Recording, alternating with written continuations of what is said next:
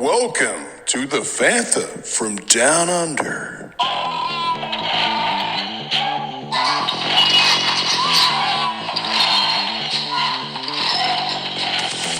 G'day mate, how you going? Welcome to the Fantha from Down Under.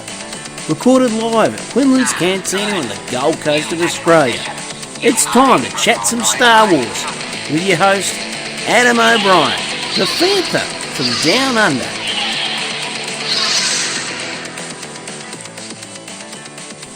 G'day, how you going? Welcome back to the show. I'm your host, Adam O'Brien, and live here on Fantha Tracks Radio's The Fantha from Down Under, coming to you live from Quinlan's Cantina in the Gold Coast of Australia, on the southeast coast of Australia to be exact. That's right. We've hit just about the 6-month mark here with Fantha Tracks Radio, and both making tracks and, of course, this here show Down Under.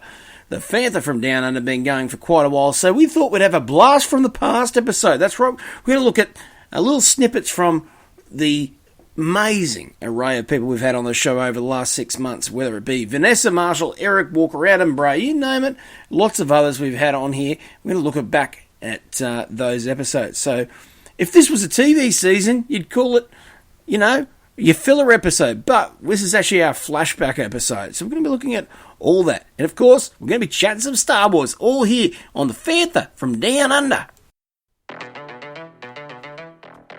Alright folks, the first person we're going to be looking back to today is going all the way back to one of our first episodes here. We're going to be chatting to Davis Grayson, who is of the Fandom Podcast Network, a fellow brother over there, and huge Star Wars lover, and a hell of a modeler too. That's right, he models all things from Transformers to G.I. Joe. That's right, all here on the Fantha from Down Under. Welcome, Fantha Trackers. I got my pal all the way from the United States of America, Davis Grayson from Fandom Podcast Network. Mate, how are you? Oh, wonderful. How about you? I'm really good, mate. Hey, you've just seen Solo, haven't you? Yes, I did. And I got to say, I think we're on the same beat here. We love this movie. Yes, I really enjoyed the movie. I went in with no expectations, and I absolutely loved it. And this is a movie that, for me, feels like the old Brian Daley novels. Yes, and I could tell that there was a couple of, I don't know who wrote, it was the Lando Calrissian novels. Mm-hmm. I forgot who wrote those, but I heard a couple of little words here and there when he was recording it, and I was like, oh, that's really cool. I like that.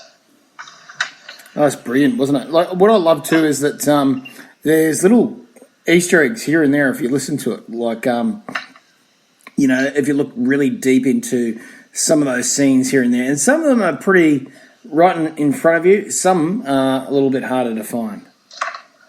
Oh yeah, absolutely, and it was just a really great movie. Mm-hmm. What did you think about Corellia? It wasn't what I expected at first, but I liked it. I mean, when you see that humongous Star Destroyer tower just being lifted up, I was like, "Holy cow, that's huge!" But it was brilliant. I mean, I really, really enjoyed it. Same here. I looked at some of those scenes, and I was thinking, "Is this Camino again?" Except they just haven't been paying their power bill. It's really funny. I never knew the Empire had a station on Corellia. I thought it was an independent world, but I guess I read that wrong. Well, yeah. I mean, to me, it almost felt like the first J.J. Abrams Star Trek film, where they're making the Enterprise and other Starfleet vessels on the ground. I always imagined them being the shipyards being in space. Oh yeah, that's right. I remember that. And the funny thing about it is I really didn't have a problem with that. I mean, I just thought it was just cool just to be able to see Corellia finally. I mean, that's the one thing I've always loved about watching any Star Wars movie is just seeing how unique all the different planets can be. 100%. One of the interesting things I always thought too, that we maybe see a little bit more of Wobble on Corellia, whether it's an uncle of Han's, or maybe if we see, say, I don't know, something to tie to a family there. But I like that they kept that mysterious. We do get a drawback to somebody that he knew. I think they talk about his father, but it's sort of swept under the carpet. Both Lando and Han get to talk about their parents in a way. Yeah, didn't what was it? Lando said his sister. Yeah, or his mom. I think it might have been his mum. I think it was his mum, and with Han, it was his father. Was some type of pilot, but never amounted to anything. And something's obviously happened to the family because he's on his own. Yeah, and I think what was in the Lego game? It was his. Was it Rando Calrissian? Yeah, Rando. Yeah. But I mean, we know what we want for Han. We'd want somebody in there from Scotland going, Junior.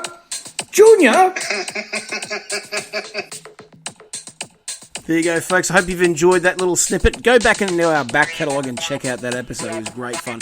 Next up is Vanessa Marshall, who played Hera Syndulla, and of course, Star Wars Rebels, and she is a massive Star Wars fan. All here, chatting Star Wars on the Fantha from Down Under. Welcome to Fantha Tracks, the Fantha from Down Under, the podcast coming to you from fanthatracks.com from Australia, where we look at Star Wars, and today we're joined by the wonderfully talented and amazing Vanessa Marshall, the voice of some of your favourite characters in Star Wars, Marvel, DC, and as I've just found out, I'm amazed to find out that she's in the Dune universe as well. Vanessa, welcome to the show.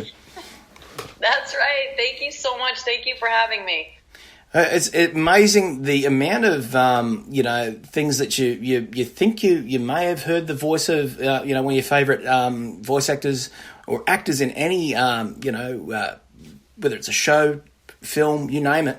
In this case, I was playing this game Dune. In this case, Dune 2000 and Emperor Battle for Dune years ago, and the voice of some of the computers and many other things, and it was actually yourself. That's right. Yeah. I'll never forget that. That was one of my first jobs, and man, did I have fun doing that one. It's a great game. Yeah, they couldn't find. There was one voice that I did, and I'm not sure. I think it was one of the alien voices, and it's they couldn't find anyone to do it, and I was there to record. I think like you said, the computer voice, and I said, well, let me have a go at that. And it worked out for me. I think it was something like this, some low growl, something like that. And of course, it scared the casting people. They were like, "That's perfect. Get in the booth." So ended up working. Yeah, it was a lot of fun. It's amazing. Yeah. And obviously, the one thing that we take away, we always take the characters are so strong with it. I mean, you've worked on, obviously, a lot of Star Wars as well. People probably aren't, in the know that you actually worked on some of the original Star Wars games from LucasArts, like Star Wars, Jedi Knight, Outcast. Yes, Jan Ors. I believe, Jan Ors, and I think there was a Knights of the Republic as well. I played a Jedi, Bella Quicks, I think. Mm-hmm. Something like that. But Jan Ors was really, really cool. That was the first one that I had booked, and of course I fangirled out on that. That was a real honor. And I had all kinds of friends who, were playing the video game, and they were like, wait a minute, is that you? So that was my first experience of that. It was really fun. It's so good. I mean, a lot of us see too that where to fit these stories in to the movies and stuff like back then, but I didn't see any different. I saw the adventures were all the same. The characters were going right up against Princess Leia and all the characters of Han Solo and everyone else. And I loved it, especially like the Kol Katarn journey with Jan Ors, the whole group back then. That was a phenomenal time in the canon. Absolutely, yeah. I'm sort of hoping that that's where the television show will go, honestly. Like, if it were to go to any part in the Star Wars saga, that's one that I'd love to know more about. Oh, yeah. That's one time period. Yeah, that would be very cool. I wonder, I was talking to a friend of mine, we were sort of guessing where will they go And I was hoping that they would go further into that, but we'll see.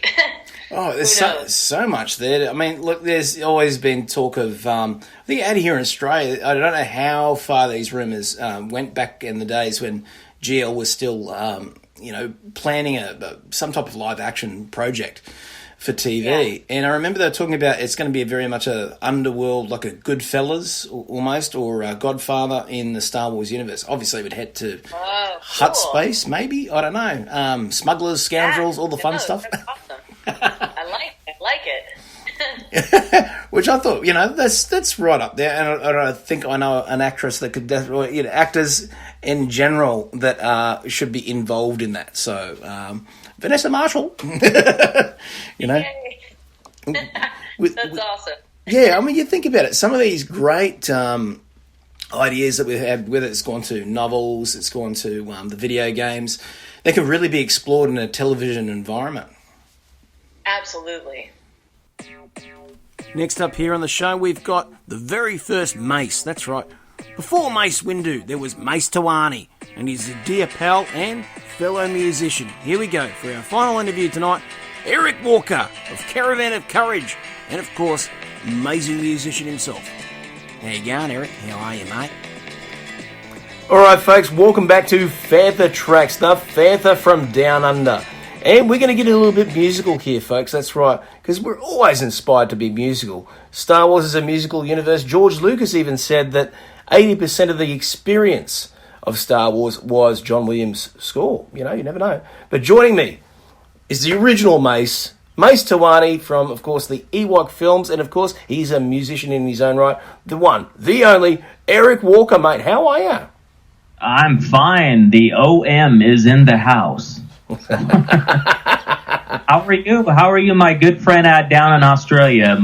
My brother from another mother and from a different country. So doing really well, mate. And I tell you what, to wake up in the morning and to get straight into chatting about the thing that I love the most next to Star Wars is music, because it is a language of love, a language of feeling and emotion, and it really is, I think, one of the biggest things that people get inspired through Star Wars itself.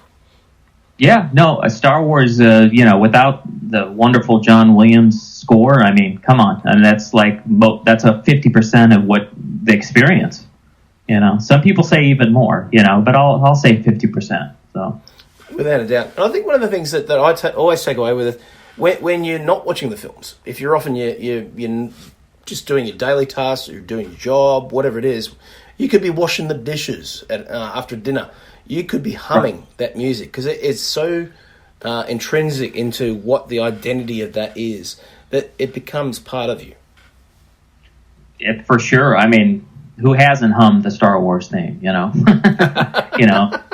especially doing dishes or in the shower. Some people, hum things when they're taking a shower or sing songs. But yeah, I think music is just part of life. It's part of our culture. It's actually really the only universal language. It's, it doesn't matter whether you speak a different language. And I speak a few languages. I speak Vietnamese and, of course, a little bit of Spanish being from California in the United States. But, music definitely is the universal language of, let's not just say the world, let's say the universe. Because I think in the future, when aliens do come, which I think they've already been here, but that's another story and another show. But I believe that might be how we communicate with aliens in the future. So, yeah, the voice, like you watch a science fiction film, whether it's those really serious ones, but we've got contact and all that sort of thing. It's always maths or the science, the cause of the universe. But I don't think that touches a chord with another being like music would. Yeah, I know for sure. I mean, the best example of that is Close Encounters of the Third Kind. So they used music, and again, John Williams. So it all goes back to the master. One day to only write a piece of music that someone's going to hum when they're in the shower or washing dishes, like you said. That's the goal, right? Exactly. Now, for you Fantha Trekkers out there, obviously you're all Star Wars fans. We are now talking right now to the original Mace. That's right. Mace Windu ain't the original. We've got Mace Tawani, of course, and that began with Caravan of Courage. Tell the folks a little bit about that experience. Well, that was an interesting time in my life. I was a young teenager who thought he knew everything, just like all teenagers do. I probably gave everybody, including my parents, the biggest headache a teenager could. But the Caravan of Courage, the Ewok adventure, just kind of happened. It happened really fast. It was really quick. I got a call from my agent, and they said that a producer wanted to see me for a general interview at the Egg Factory. And the Egg Factory was a little studio that was across the street from Universal Studios. Now I think there's a subway station there, so it's no longer there. But they said I don't even have to read. I don't need to go and pick up the script or we call them sides, to learn sides, which is the script. I don't have to do that. It's only going to be a general interview. They just want to see if I'm right, have the right look for the part. And it's for a part in a 1 hour after school special for TV, just a 1 hour special. And it's a character that's kind of like a bully character. So they said dress appropriately and go meet them. And then so I went down there, and at the time I didn't know who I was meeting, who they were, but it was the director, John Cordy, and the producer, Thomas Smith. And they seemed to like me. They liked my interview, and they said, I know we said you don't have to read, but do you mind going? We really like your look. Do you mind if we catch you on video camera to show the executive producer? And they didn't say the executive producer was George Lucas, of course, either. So they wanted him to see me. And I said, I'll do it on one condition, as long as you let me do my monologue, because I prepared a monologue because I was really studying a lot at that time. I was going to acting school, and I thought, I wanted to be professional. And they said, okay, we'll get your monologue too. So I went out and studied the script for about 10 or 15 minutes, came inside, read the script, and then I did my monologue. And then they said, thank you. And that was it. So we'll be in touch. And come to find out later, and I've shared this story many times, so some of your listeners might have already heard this in a prior interview, but the only thing that was recorded was my monologue. The producer forgot to hit the record button when I was doing the regular script. So what George Lucas saw was this kid doing this monologue, and it's a very emotional piece about this kid who comes from a broken family and he has an alcoholic father that accidentally gets taken to jail and dies of a heart attack, and then his mother kills himself, and it's this big emotional wreck piece, and I'm crying. And I guess George saw that and, liked it, because later I heard that he saw that monologue and that's why he picked me. So, but I later did a screen test and everything else, but I think George had already made his decision by that point, even though I went later and did a screen test a few weeks later. And then within a month, we were up there filming it. So it happened really fast. Like within a month's time, I'm up there filming the Ewok Caravan of Courage movie.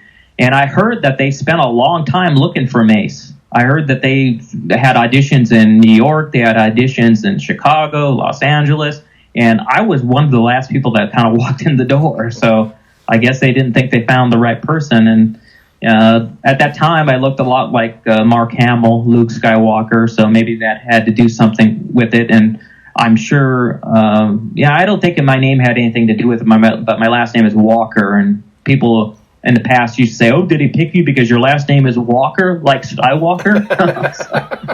No, it has nothing to do with that. It's just a coincidence. So, but yeah, it was a very fast. It was a very fast thing. I was up there filming right away, and they asked me to. Also, I was a kind of this chubby, overweight kid at the time, and they said, "Can you lose at least 20 or 30 pounds too?" So I had to work real hard. I ended up losing like 20 pounds, and I was at the time I told the director, "I'm sorry I didn't lose 30." He goes, "No, you look great." And then we did the movie, and it was just quite an experience. It was I knew Star Wars was already pretty, obviously well known by then. It was, of course, the original trilogy was all released. So, and I had seen Return of the Jedi, a dozen times in the theater. So I knew what Ewoks were. I knew, it was like, pinch me. Am I having a dream? I'm going to be in something with Star Wars. So it was an exciting time, actually. So it was a lot of fun. It's amazing that we get these sort of experiences sometimes in our youth that, put us on paths, whether it's going to music and stuff like that. For me was something, when I was probably about 9 or 10 years old, I had a teacher. His name was Mr. Dillon. And he believed that the language of the world was like we've been talking about earlier, was music. And he took us along to a concert where they were doing a lot of different styles of music, whether it was jazz, a little bit of funk. And his thing was rockabilly. So he had the big double bass and all that sort of stuff. But one of the things, it always centres to go back to music. And I think one of the things that music and film went together was that he would show me different scenes in films where music of that kind has really just elevated everything. And he really inspired me, particularly with the guitar, because that was always my thing. And anyway, I never had him as a teacher until that was grade 6 in primary school. And he would take us aside and he said, right, I'm going to teach you how to learn through music. And basically coincide with film. So he would show a movie in a history class. And he'd say, right, now I'm going to show you how to really learn. He'd break out the guitar, and if it was history, he'd play flamenco on the guitar. Right. And then he would be coaching his history through the guitar, basically. If it was maths, he'd grab the Strat and the distortion pedal, and we would be doing times tables to punk music. Wow. And what I tell you wonderful experience that must have been. It really was. And I think, formative things in our youth, whether it's, you had an amazing experience like that as well, obviously with the Star Wars experience and acting and stuff. But, it's interesting where that takes you. Obviously that led to music, which we're about to talk about soon. But it's since you brought up schooling, that's kind of how my musical, how I started in music was later in high school. We'll talk about that in a second, but that's, you had a teacher, but we'll talk about what I did in a second. But that's great that that is a great way to teach. They're finding out more and more how important music is in schools, and we really, really need to support music education more, because it's much more important than people realize. But that's great that happened to you, and that he was able to show you the correlation of, in different things, whether it was math or it was history. That's beautiful. That's great. It really is. I mean, and I think at the time, at that age, anywhere around 10 to 13, we're still trying to, as a person, trying to figure out where we are in the scale of things. Because, being a teenager is a very, hard time, because you really get all the hormones racing and all that sort of thing, and don't know where you are in the space of, should I do this when I leave school? Should I do this? Well, sport, all these different things racing around your mind. The water is in your life, sure. Oh, yeah, definitely. And I think music was the one constant. So I remember him, I had no guitars at the time, and he said, there's 5 guitars over there, Adam. Go over there, pick up one that you like, and he said, take it home. And so he gave us a Guild guitar. It was a steel 6-string. I didn't know anything about notes, all that sort of stuff. Right. And the only thing he showed me was tablature. He said, right, take this home. This is the fat string. This is the skinny string. He said, now, go and teach yourself. and basically what we would do is we'd have 4 guitar players, and he would sit in front of us, and he would play In Excess. It was the first song I ever learnt was one of the ones off the Kick album, I think it was. And I remember playing the three chords. There was only 3 chords in any of their songs, and and going, wow, okay, I'm playing along with guitar, and that's it. They got straight me that rhythm, that language. I went, I want to do this. Yeah, no, In Excess was great. Was it Need You Tonight? Was that the song? Yes, it was. That was a big hit. Yeah. Great band. A lot of the greatest songs ever written are only 3 chords or 4 chords, for sure. Yeah. Just amazing. And obviously, I think the thing is, for me, that struck a chord straight away. And I left primary school motivated to want to learn not just that. I actually went off to play bass guitar for 5 years before I picked up guitar again. But because I saw what you could do with bass was more than just guitar, and that the low end is what got me, that beautiful rolling low end. Right. Well, some of the best songwriters in history were bass players.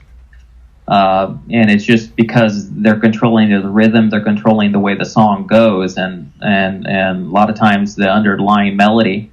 And you look at some of the greatest songwriters, like Paul McCartney's a bass player. Sting was a bass player. So you go back in history, you look at it, and wow, how many of one day maybe somebody should do a show on how many great songwriters are bass players, and I think everybody would be pleasantly surprised. A lot of them are bass players. Definitely. Now, obviously, you had the Star Wars experience, Caravan of Courage, and the Ewok Adventure, and obviously you did quite a bit of acting at that age. But you also got involved in music. Tell the listeners how you got the music bug. Well, I mean, we're going back to what we were just talking about, how you had a teacher. I continued to take my acting profession very seriously, and I went to and I auditioned for the LA County High School for the Performing Arts. We call it LOCSHA. And since then, we've had a lot. I was a graduate and I'm part of the alumni, but they also had Josh Groban came out of there, Fergie. I could go on and on. A lot of really famous people came out of there. A lot of actors too. And anyway, so I went to that high school for the performing arts, and we would always have this big long lunch break, like 2 hours, unusually long lunch break. So I would go take one of those hours, and I would go down into the piano rooms, and I was self-taught. I went down there and just played. It didn't, sounded probably really bad the first, couple months. And I wasn't in the music department, but I went to the music department, and I was down there playing on the piano all the time. And had some friends that I went there, showed me some stuff as well, and became good friends with a lot of people in the music department. But I did that for 4 years. I just went every day. I was down there playing an hour a day, and I just kept doing it. And finally, after like about 6 months, I asked my dad, I need a keyboard. So he bought me a keyboard at the time. I can't remember what it was I got. I think it was a Roland. I think it was a D50 he purchased for me, or it was around that time. Or I owned a D50 later, but he purchased my first keyboard, and I started writing music, and I wrote a piece actually which was used in the high school. It's on my latest album. I redid it. It's called The Shattering. It's kind of a rock piece. And the newer version on Brand New Day, it's more of an updated version, but that original piece was written for a play called The Shattering, a movement piece in high school back in 1987. So it just was updated, and that goes to show you how good songs are. And it was one of the first songs that I did, and at that time I was also taking vocal lessons as well. I decided that my voice, I wanted to make sure I could sing and carry a tune, but I decided singing wasn't wasn't a direction I should go in, because I don't have the greatest sounding voice. So, but I still studied, took vocal lessons, learned how to carry a tune. And I think I have a much better speaking voice because and I credit that to a vocal teacher. His name is Buddy Mix. And Buddy is, he actually he and I created the very first video voice lesson back in the 80s. It's called The Singer's Workout. And I think you could still get a DVD of it, because it later was released on DVD as well. But, it was just quite an experience working with him. And then later, Buddy, I ended up getting married to a Vietnamese lady named Ha, which means River of Stars in Vietnamese. And I saw his wife, and how they were interacting. I said, wow, if you have a cousin or a sister, I'll marry them. And then that's how I ended up getting married to my wife. So That's another story. But so that now we're kind of related. Yeah, but we're working on a new project as well, which we could maybe take a moment to talk about, called Teach the World to Sing, which is a documentary series we're working on as well. But that's how I started my my inspiration to get into music, was going down and playing an hour a day for 4 years straight, getting a keyboard, starting to write songs. And, of course, my musical inspiration back then was, Vangelis, Tangerine Dream, which is a German rock group. Jean-Michel Jarre, which is a French composer. His dad is Maurice Jarre, the very famous movie composer. So, and I'd love to work with all of them, but they've been my inspiration and why I write music. You know, I want people to be able to put on my CD and my album, and when they start listening to it, I want it to take them away, take them somewhere on a journey somewhere where they're not thinking about this world, or, you know, and you know what, from beginning to end, it's going to have a message. It's going to, then the message is, mostly in my case, I'm a very positive person. I'm a very happy person. So most of my stuff is uplifting, but then there's times where, you know, on the last album, I wrote a couple really dramatic pieces. You know, that were based on the events that happened in my life. But then the next day I wrote the song Brand New Day because I wanted to get out of that mode as quick as I could. So, you know, but yeah, so in the future, you know, my goal is to continue to, you know, release albums, but I would also, at one point, I'd like to score movies. So, and I think that would be a natural progression in my music, is to be able to score movies. And, that's where I'm hoping it will go somewhere in the future, because I am very inspired by music, even in movies. You know, of course, we talked about John Williams, and there's a lot of really great composers, you know, other than John Williams. Of course, he's the master. But yeah, that's where I hope it goes someday, because there's a bunch of songs that I have on my albums that are based on, inspired by movies, as you know, because the names of the songs, like, you know, Pandora, was inspired by Avatar. One day, hopefully, James Cameron could hear that, because I think that would be a perfect piece for, you know, even if he used the song and I don't score the movie, because he's going to have someone who has a big track record, he could have the song if he wants it. Pandora was on my Universal Delight album, and then I had Alien Love Song, which was based on, kind of similar to Babylon 5. No, not Babylon 5. What was it? The Fifth Element. Fifth Element. It was based. Yeah. So, and I'm just, you know, I just write music based on my inspiration at that time, and, you know, what's happening. And sometimes I get melodies sent to me. You know, I believe they're sent to me from God, or angels that are giving me melodies, and that happens as well. And then I'll get up and I always keep my keyboard on, just in case. You know, I'm going to wake up at 3:00 in the morning with the melody that won't get out of my head. So. Yeah, so you can put it straight down. It's almost like, I think musicians need notepads, and our instruments are notepads in some ways. You know, like we use those to, you know, straight away get our ideas out, because our minds are so creative. We're constantly tossing ideas back here and there. You know, what if I put an A chord on that? Why did this riff on that, or vice versa?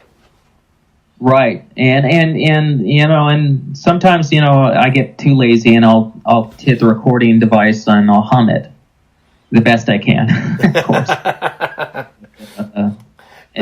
But yeah, I mean, that's just the way it is, and I'm working on a lot of new stuff coming up, and looking forward to sharing that with everybody. Like I'd mentioned to you before we started recording the show, and it's going to take me about another year or so, but I have this concept for this sci-fi novel, and I'm going to write music so that's inspired based on the novel. So as people are reading the novel, they'll be able to play the music and really jump into that universe. Oh yeah. So yeah. And folks, I've got to tell you, the music that Eric creates is more atmospheric than most soundtracks. It really is. For example, I have about an hour's commute every day to work, and I put on Tangier Dream or Universal Delight or Brand New Day, and there's songs there that will just take you completely out of your element. They'll take you out of where you are, whether it's in that daily grind of sitting in our little cars waiting to go, you know, and obviously our traffic's so bad here, we get the time to actually listen to an entire album. It really is. It sounds like LA's traffic. Probably is, actually. But thank you. Yeah, I've reached my goal then, if that happens with you, because that's always my goal, is to, you know, help you forget and move on, you know, be in whatever space you want to be in at that moment. And each song will take you on a different journey based on what the song is, whether it's you know, like Brand New Day is a very happy song. It makes you want to dance and be happy and shout to the world how great love is and how happy you are to be alive. Then it changes when you get to, you know, Quest with No Name or Cosmic Dance. That's a different song. They're just totally different. And our Accidental Fury, which kind of has some, which came by accident. I hit the wrong notes and I recorded it, so I ended up using it and built upon that. That's why the song. But you had mentioned to me at one point that song Accidental Fury reminds you of a lot of the old Chinese movies, like Bruce Lee movies or whatever. Has that kind of an element to it. And then other tracks have kind of a Western type of element to it, so. And there's a real narrative to them too. I mean, we're talking about, these are instrumentals and very powerful instrumentals because the music itself carries a story. If you listen to it with your heart, you will see a story through them. Oh, g'day, mate. How you going? Well, that's all we have time for here tonight on the Fantha from Down Under, and I want to thank all of you listeners for listening in over the last 6 months, and here's to another 6 months ahead of us. Lots more Star Wars, and on the next episode, I have 2 amazing podcasters. I hope to get on the same episode. If not, they might even have their own episodes here on Fantha. First is, of course, Baz McAllister of Force Material, who is a local podcaster here and does some of the most amazing work in Star Wars podcasting when it comes to some Star Wars theories and much more. And also, we have Joey One Kenobi of Brews and Blasters, Joey Tavano coming on the show as well. All here on the Fantha from Down Under. Make sure you jump on iTunes, give us a review. 5 stars or better.